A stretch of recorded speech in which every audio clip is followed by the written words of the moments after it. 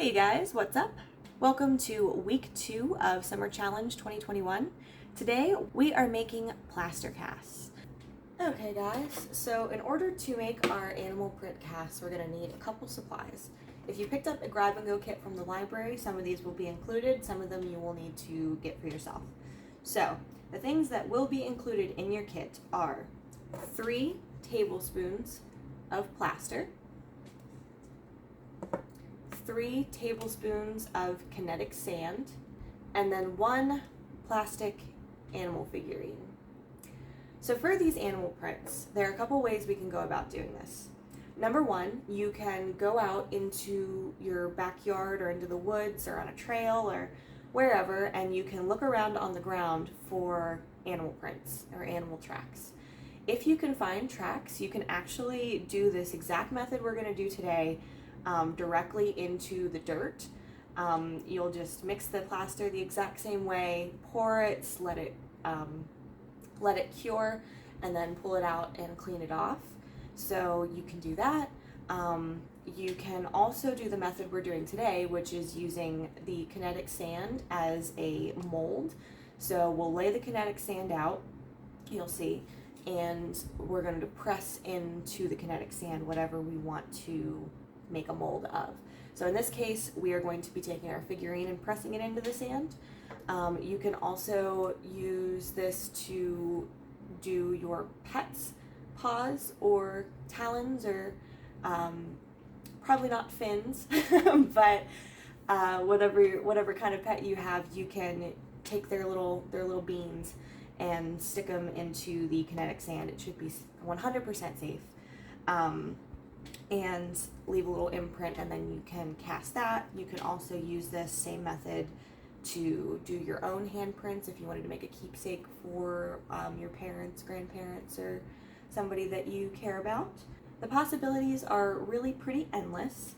The last method that I will mention before we get started is that instead of using kinetic sand, you can actually use brown sugar to make your mold. So you can use brown sugar, and that is something that you could do if you wanted to make an edible mold. So let's say that you wanted to do a cast of this lion figure, but you wanted it to be chocolate to go on top of like a cupcake or something.